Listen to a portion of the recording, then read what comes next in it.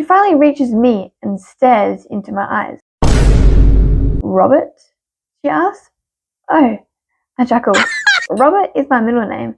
Hi guys, welcome back to the Quora Zone. Today we'll be reading from What is One Ridiculous Reason for Which You Got Kicked Out of Class. Our next post is from Chris Miranda. I got kicked out because of my name. Well, almost kicked out. It was my sophomore year of high school and we have assigned seating in biology.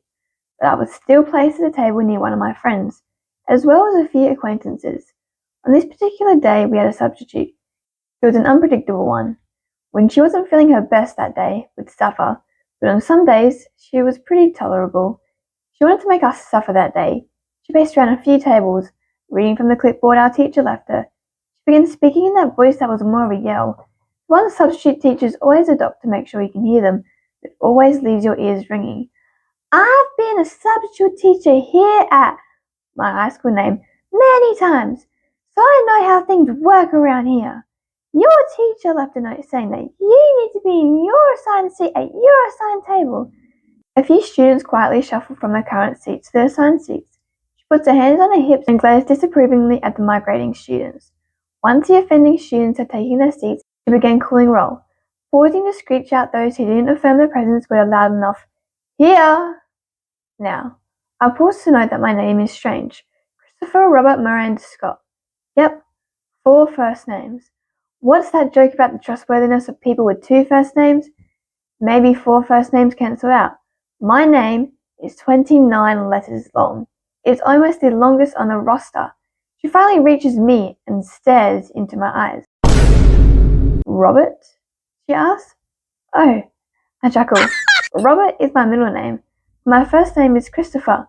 No, I called Robert, not Christopher. Yes, Robert is my middle name, but my first name is Christopher.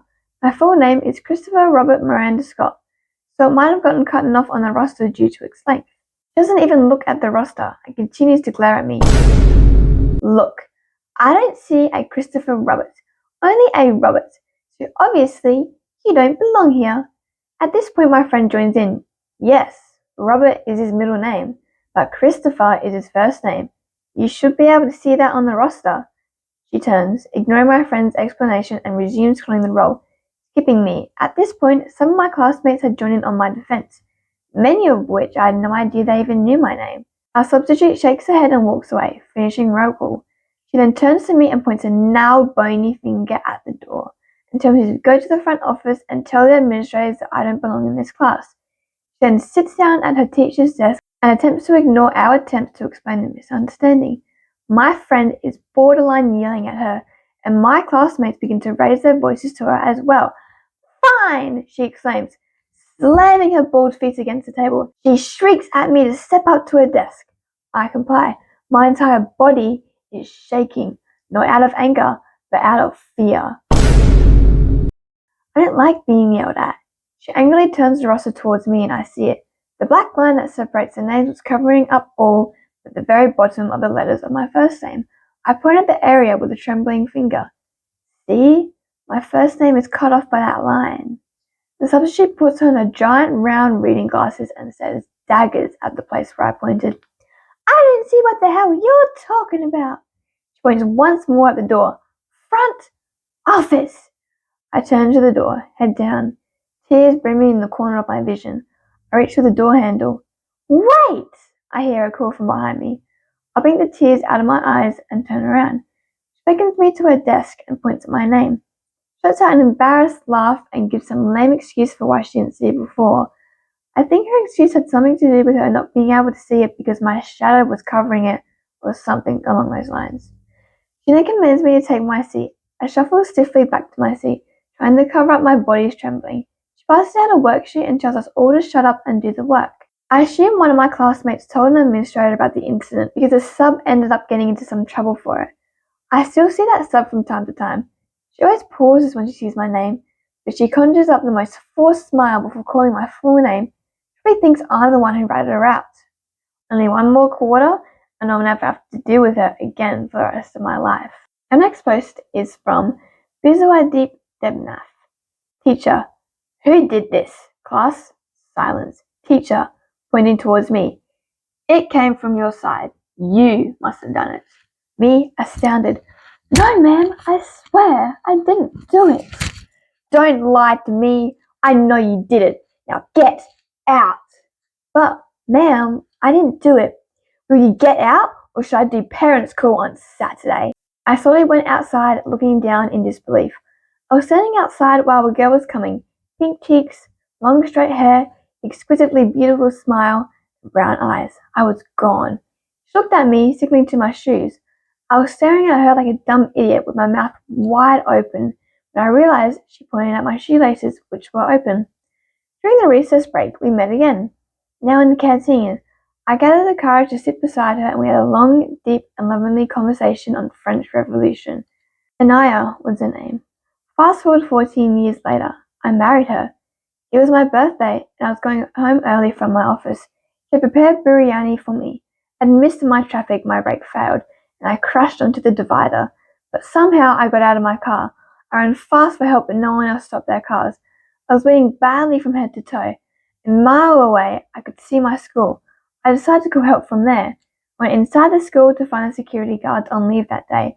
I was walking by the class when I suddenly saw my classroom, and surprisingly, it was history period, and the same teacher was teaching as if she hadn't aged at all. I was standing by the window to see the students when I saw me on the sixth bench. I thought the bleeding might be draining my vision. Well, I wasn't sure what to do next. I hurriedly ran to the class to meet my younger self, and suddenly I realized, hey, I was invisible. I strolled around the class from bench to bench, feeding my nostalgia, when suddenly I saw my younger version was fading. The lower part of his body was becoming transparent. Yes, it was 1 minute to 1 p.m. This is it. I'm here to throw the pen. I throw the pen. He goes out. Miss Anaya marries her. Years later, comes home early for his birthday and crashes onto the divider. I don't throw the pen. Nothing happens. I don't exist. So he doesn't exist either. I pick up the pen with my trembling hands and darted at the blackboard and poof. Teacher. Whispered deep. What happened? Why are you sleeping?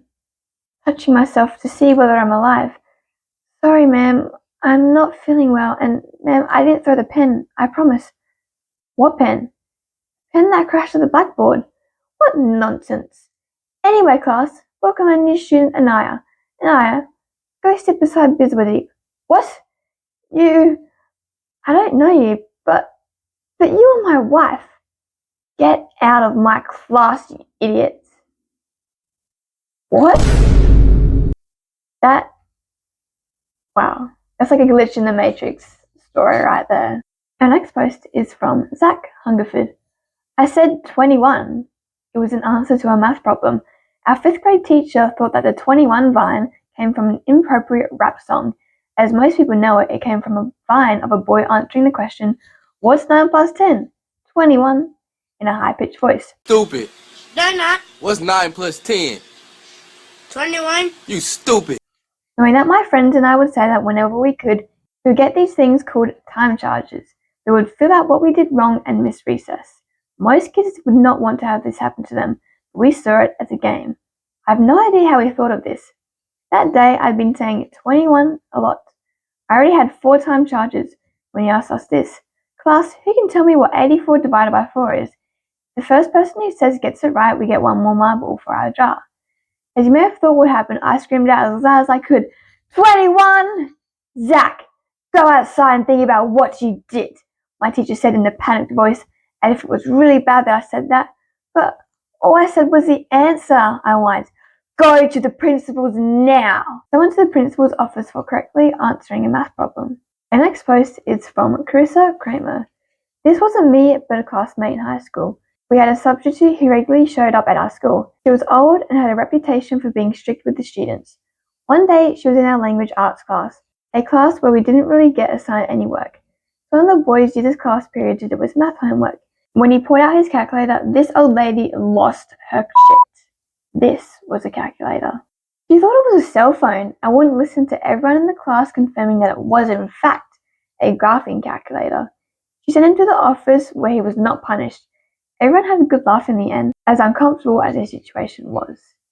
I think the amount of people in school, like when I was in high school, that would always pretend that their calculator was like a phone, just to mess with the teacher for entertainment. Alright guys, that is all from the Quora Zone today. I hope you guys really enjoyed this subtitle today. Let me know if you guys have any stories of your own about some weird, stupid ass reason for getting kicked out of class.